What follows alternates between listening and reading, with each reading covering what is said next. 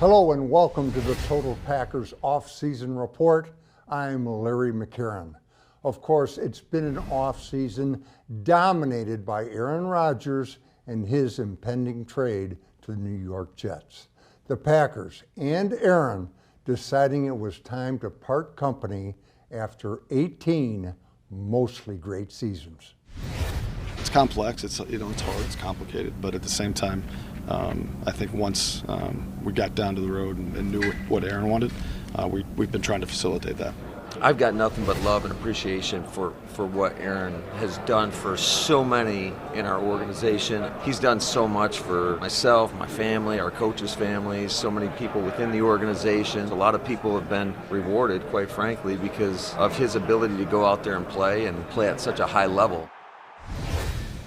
We are joined now by my esteemed colleagues from Packers.com, Mike Spofford and Wes Hotkowitz.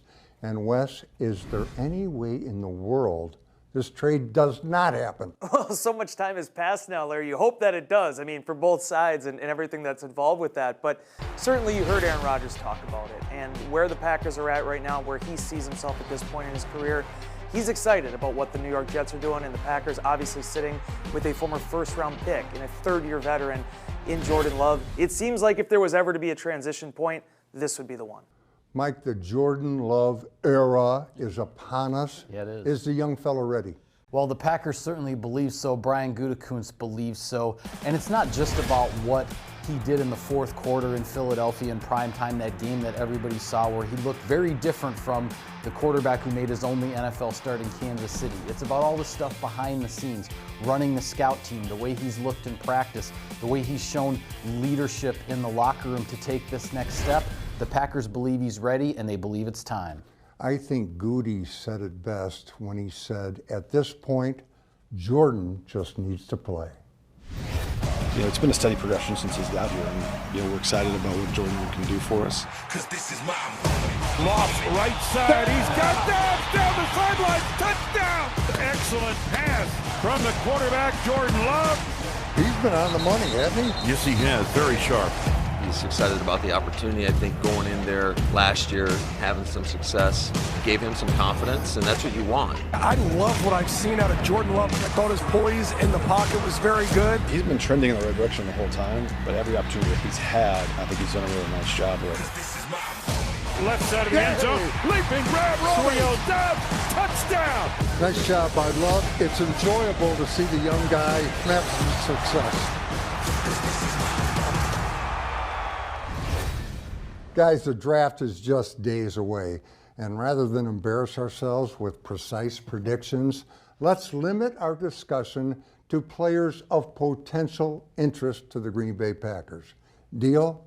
Deal. Sure. In this segment, we'll focus on offense, and I'll focus on Dalton Kincaid, the tight end from Utah. In an extremely strong class of tight ends, he is without question the most polished receiver.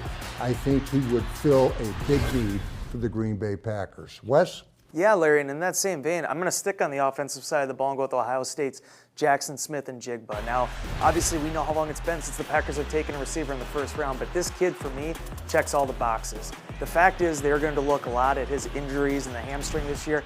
The guy was incredible his sophomore year. He is a decisive force in the middle of the field. I think whatever team gets him, if it happened to be the Green Bay Packers, you're going to have a playmaker that is going to cut up the interior defenses of the NFL. Bob, who do you like? Well, I like big guys in the first round, Larry, and I've got my eye on a mountain of a man from Tennessee in Darnell Wright, 6'5", 333 pounds. He's played both left tackle and right tackle. Had a 99 pass blocking grade from PFF last season. No sacks allowed in 865 snaps. In the SEC, there's pretty good edge rushers in that conference, so that's a guy who really intrigues me. If this year's top pick contributes as much as last year's top pick, the Packers have found themselves a real deal player. In case you were absent from school that day, the Packers' top pick last year was a fella by the name of Quay Walker. With the 22nd pick, the Green Bay Packers select Quay Walker, Quay, in the not too distant future, there's going to be a new draft class. Now, it's not too long ago, you were one of those guys coming out. What advice would you give that new class? Just always remember why you started and what's your why. Sometimes we can lose focus of why we doing it. Just keep the main thing. Just always remember why you're doing it. And there's so many people that will love to be in your shoes, and you one of the chosen few who get to do so. So just always keep that in mind, and everything should play out. It seems like every time I look at a mock draft, every other player is from Georgia. It's not fair to the rest of the college football playing universe. What's going on at Georgia? I don't know what it is. I just think Coach Smart is just being a little selfish. He's taking away everybody, I want to say. But all of it, we just got a whole lot of talent. Some come in right away and get recognized, some don't. In the case, that was my case. I didn't get recognized for real until my senior year, but if you're good, they always gonna find you. I don't know, it's something down in the water, Mr. Larry. I don't know what it is, though. Hammered down on the play. Quay Walker delivered the blow. Now, Quay, listen closely, because you're going to get quizzed on this later. I want to talk about your rookie season. You are a starter from day one, and then you end it by making the all-rookie team. In between, you lead the team in tackles. You lead the team in forced fumbles. You have 7 passes defensed. You have 5 tackles for a loss. You have 4 hits on the quarterback. You have a sack and a half and a fumble recovery that you returned 63 yards against Philadelphia that led to a touchdown. Now the quiz part. Of all those little factoids, is there one you're most proud of? I got to go with the forced fumbles, I would say. Just anytime we can get the ball back to the offense, I just feel like as a defense, that's one of the main goals you need to have, scoring on defense and just creating turnovers. Anytime you do that, it's pretty much a high percentage that you're going to win that game. My, oh my, Quay Walker. Last season, Devonte was hurt for a while, and you took over as a rookie as the signal caller on defense. Was that kind of nerve-wracking? It definitely is. I want to say that first week it made me real nervous, I'll say. And I'm normally never nervous, but I just want to say having the call, having the microphone in your ear, and it's so loud and everybody depending on you, that's what I want, that's what I like. But at the same time, just knowing you have that responsibility makes you, make things a little more antsy, I'll say. Quay, unless you've been out of the country, this is going to be a different Green Bay Packer team this season. It may be a Packer team that has to rely more heavily on its defense. As a defensive player, do you find that kind of exciting? It definitely is, because that's the type of responsibility I love to take in, just by me being the sitting the call of the defense or whatever the case, right? Just being in the middle of it. That's something I feel like we need to embrace. Anytime a defense get to go out there, I think that's always the objective. Defense take over this game. Most people don't believe in defense still win championships, but that's something I still truly believe in a whole lot, so 100%. Coming up, we talk with the Packers' biggest return of the offseason. Can the special teams spark carry over in 2023? We discuss with Keisean Nixon next. I didn't really want to go anywhere. I got here, I got comfortable, and I kind of want to make this home.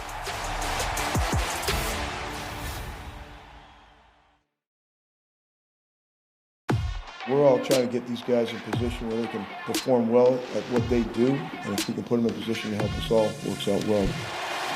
Dallin Levitt, that's why he is here. And that's why they call him his thump. The improvement that we're seeing from each individual has made a huge difference on the whole unit. Takes it. It is blocked on the play by Wilson. It is roped down beautifully. Rudy Ford with that speed. The mentality, the effort they give, it's been pretty evident. At the 1-yard line. Oh, that was so well done. Wes, something that's become abundantly clear this offseason is that special teams are no longer the redheaded stepchild of the Packers operation. That's very much true, Larry. And I mean, seeing the familiarity Thank you. with you're welcome on that. Seeing the familiarity with this group now is really what stood out the most to me. We'll talk a lot about these specialists, the Keisean Nixons of the world, but the culture that's been developed underneath Rich Bisaccia, I think that's what's changed. And now as you bring in young players this year, they're going to be able to learn from some of these guys that have been in place. And I think that's the most exciting thing, seeing those lessons be passed forward rather than trying to change what's happened in the past. Guys, I don't know about you, but I never thought in a million years they'd be able to re-sign Keisean Nixon. I mean, the guy comes out of nowhere and becomes a first-team All-Pro. Keisean, do you appreciate the fact you came up the hard way?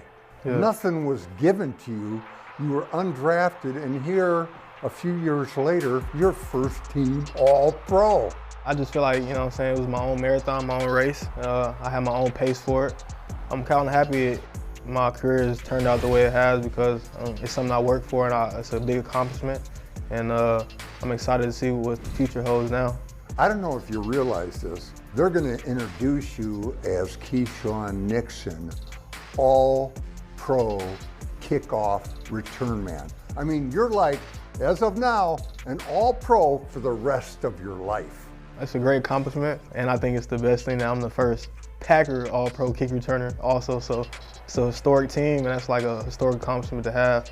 And now I feel like, you know, my name kind of live a long time here, and plus more what I accomplished later on, especially this year. Breaks into the clear. Keisean Nixon is off to the races. It's Secretariat at the Belmont. Down the stretch they come. No one will catch him. It is a touchdown.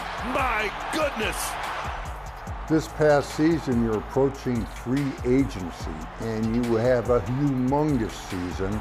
And I'm thinking, no way the Packers are going to be able to re-sign him. Yet they do. Could you talk about that and that decision? I didn't really want to go anywhere. You know, I had a conversation with my agent, and I just feel like it was the best situation for me to come back here regardless of like what other teams offered. And I got here, I got comfortable. You know what I'm saying? I met so many great people, and I kind of want to make this home. Not long ago, Matt LaFleur was asked, who's going to be your nickel guy? Who's in the mix for that? He said, well, when we line up for the first time, it's Keisean Nixon. Does being a regular part of the defense, is that a big deal to you? Absolutely.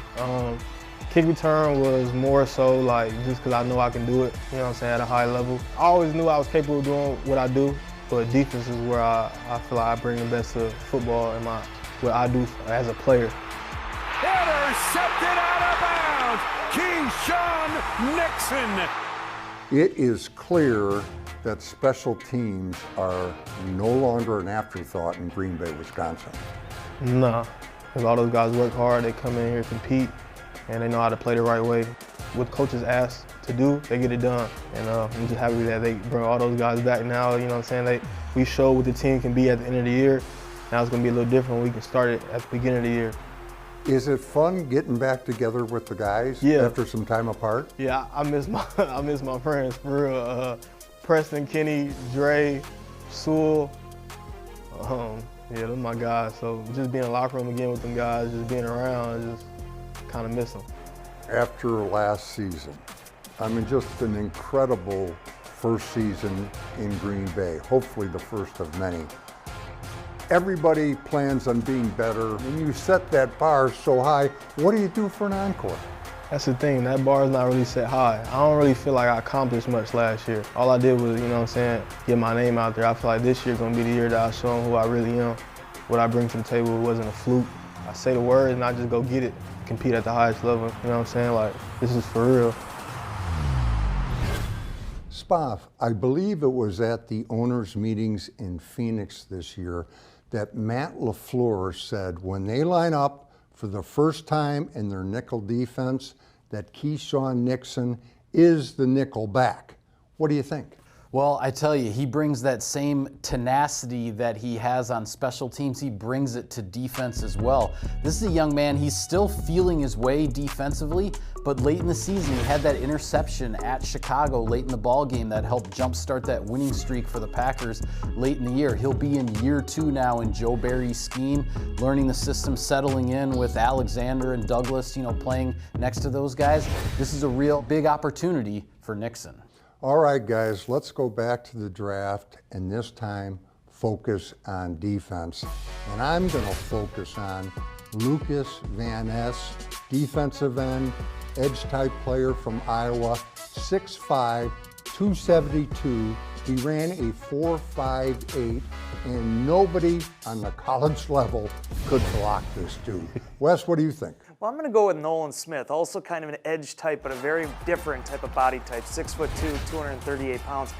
He isn't your traditional big-time rusher, but I'm so impressed by him. Yes, the 40 time, 4.39, the 42-inch vertical. The guy jumps off the charts, but he's also a Georgia Bulldog. And when you talk about the defensive players that they have turned out there, several of them have made their way to Green Bay. There is a culture that has developed there that I think there brings an edge to those type of players, and I think that kid has only scratched the surface of his potential. Spoff, how about you? Well, I'll make it 3 for 3 with the edge rushers because I'm going with Miles Murphy from Clemson. 6'5", 268 pounds, similar in size to Lucas Van Ness, similar in size to Preston Smith on the edge for the Packers. A solid run defender, can also get after the quarterback. That type of two-way defender, I think, is what the Packers really like at edge rusher, and he's a guy I've had my eye on. All right, coming up, like the song says, the boys are back in town. Who was that, Thin Lizzy? I think so. I think it was. All right, Thin Lizzy. Stick around for that. And we'll talk more about the 2023 season. Don't go away.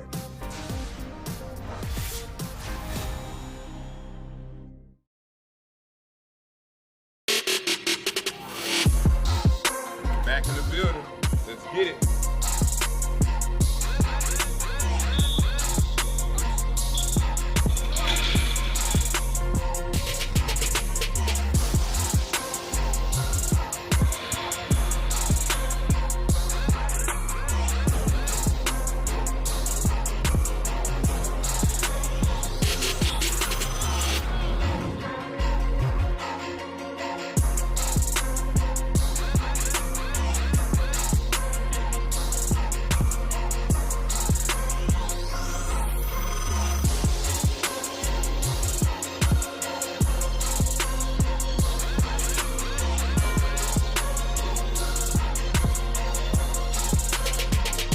The Pack is back in town, currently in the middle of the off-season workout program. 3 weeks of OTA practices kick off May 22nd, an appetizer for the mandatory minicamp starting June 13th. No Dean Lowry, no Jaron Reed. It's time to shine for Devonte Wyatt. Not every snap, not every game, but last season we did get a taste of the player Devonte can be.